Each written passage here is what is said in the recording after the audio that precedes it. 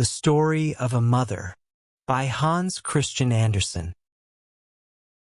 A mother sat there with her little child. She was so downcast, so afraid that it should die.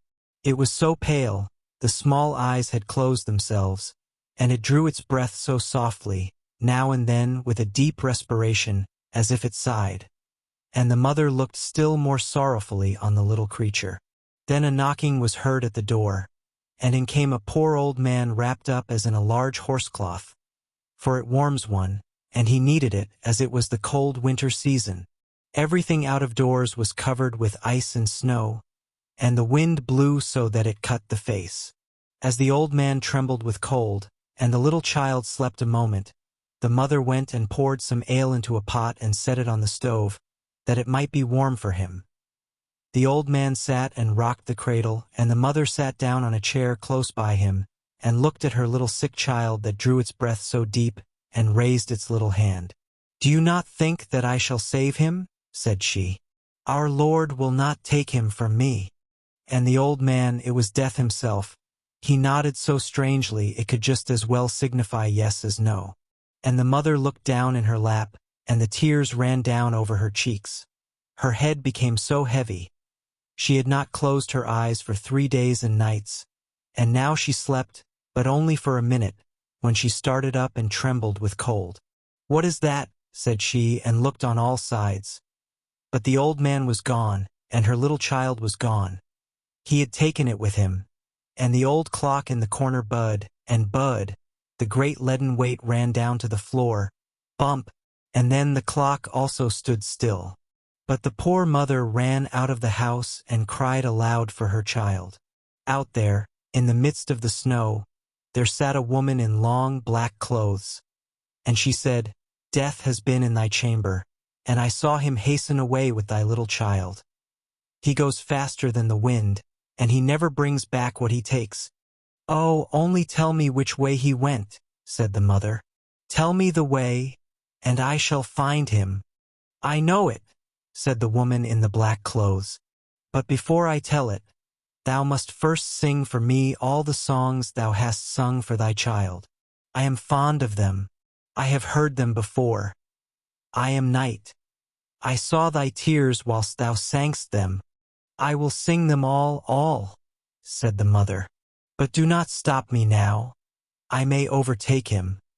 I may find my child." But night stood still and mute.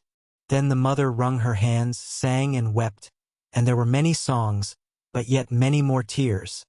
And then night said, "Go to the right into the dark pine forest. Thither I saw Death take his way with thy little child." The roads crossed each other in the depths of the forest, and she no longer knew whither she should go. Then there stood a thorn bush. There was neither leaf nor flower on it. It was also in the cold winter season, and ice flakes hung on the branches. "Hast thou not seen Death go past with my little child?" said the mother. "Yes," said the thorn bush, "but I will not tell thee which way he took, unless thou wilt first warm me up at thy heart. I am freezing to death. I shall become a lump of ice." And she pressed the thorn bush to her breast, so firmly, that it might be thoroughly warmed, and the thorns went right into her flesh, and her blood flowed in large drops.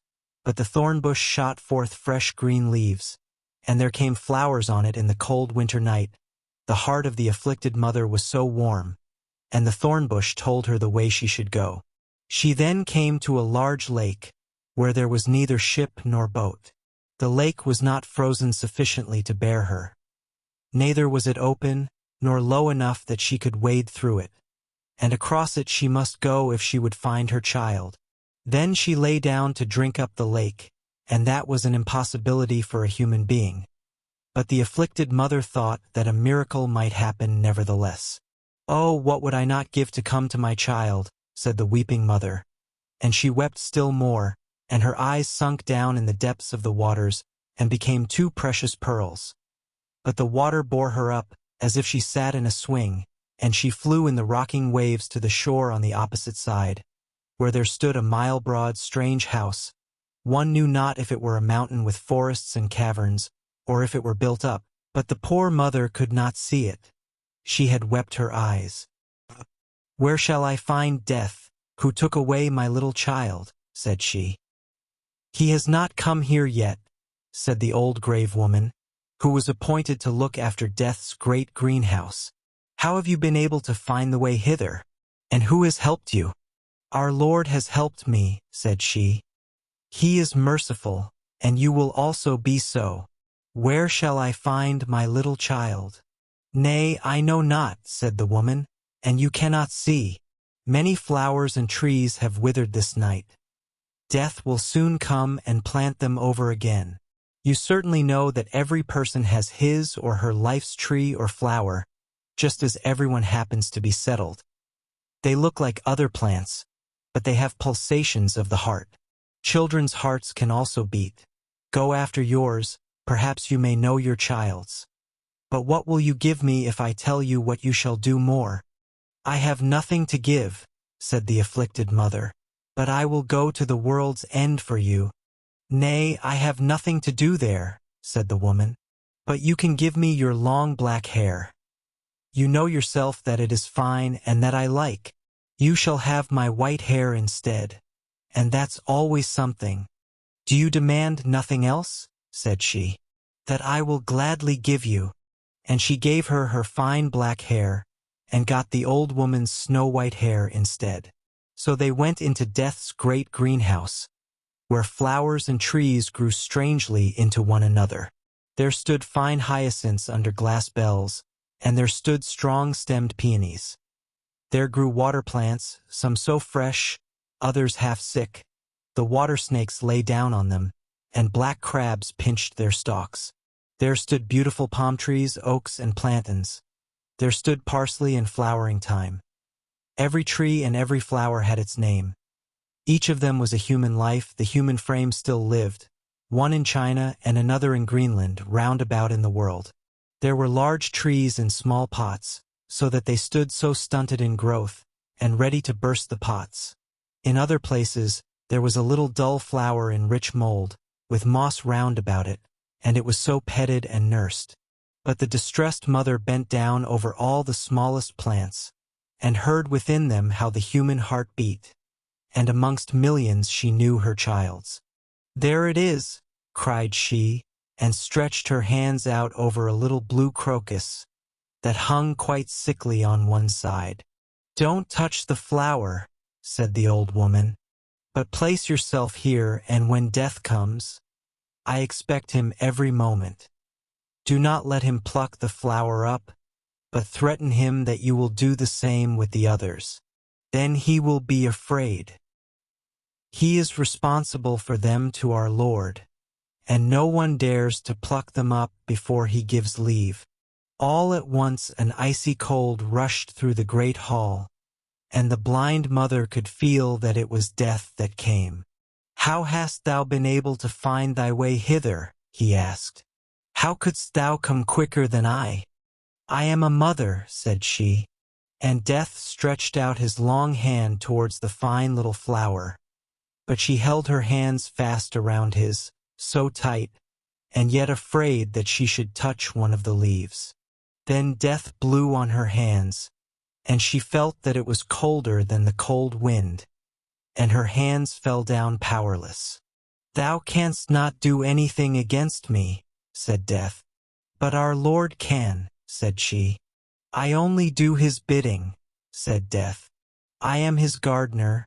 I take all his flowers and trees, and plant them out in the great garden of paradise, in the unknown land. But how they grow there, and how it is there, I dare not tell thee." "Give me back my child," said the mother, and she wept and prayed. At once she seized hold of two beautiful flowers close by, with each hand, and cried out to Death, "I will tear all thy flowers off, for I am in despair."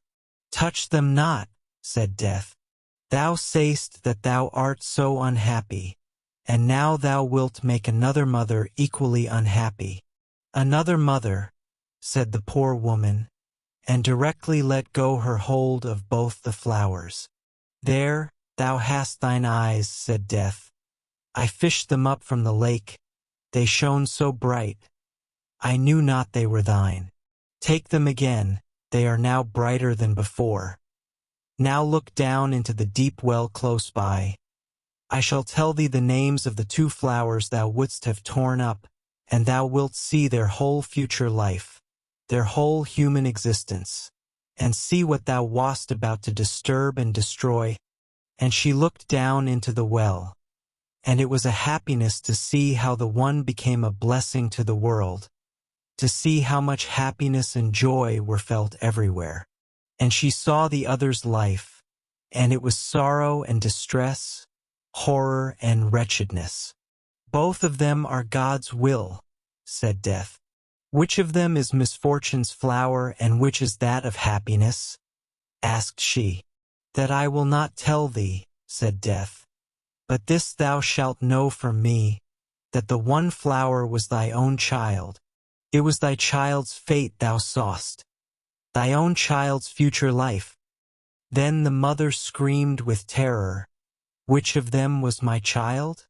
Tell it me. Save the innocent. Save my child from all that misery. Rather take it away. Take it into God's kingdom. Forget my tears.